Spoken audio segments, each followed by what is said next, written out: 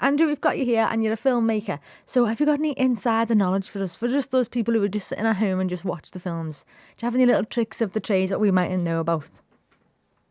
Well, the inside knowledge I can share, as well as very handy tricks of the trade that I think all filmmakers could take away. What a lot of general audiences don't know is that a lot of filmmakers do generally have a lot of conflict with their work. I think there's a saying from George Lucas, who made the Star Wars films, which is, it's always a work in progress. You always have an incomplete film.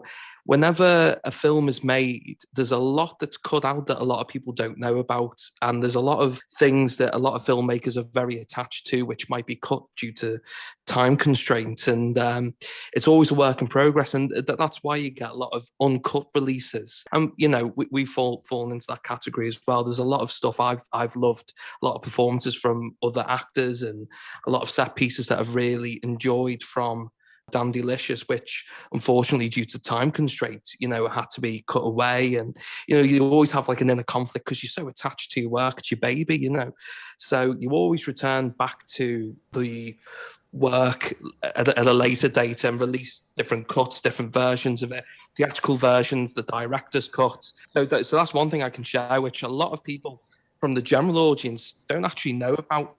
But in regards to tricks of the trade, something that I think people could really take away, anyone who is a filmmaker or even a theatre director, is not to have a cast, not to have a crew, but to have a community. I think it's so important that every production is treated like a community. I think it brings the best out of people. There's trust there and people are really comfortable.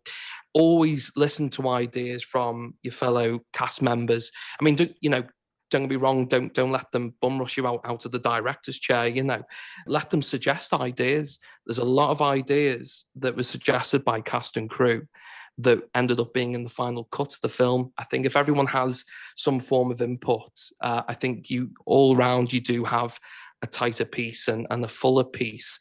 And, one thing I can definitely say is, though Dandilicious is my baby, everybody involved has ownership of the film just as much as I do, because it was just a community. Everyone was really, really friendly. People wanted to be there and had a common goal, which was for the film to be successful and to be the best it can possibly be. So that's my advice. Some tricks of the trade: treat it like a community rather than a production.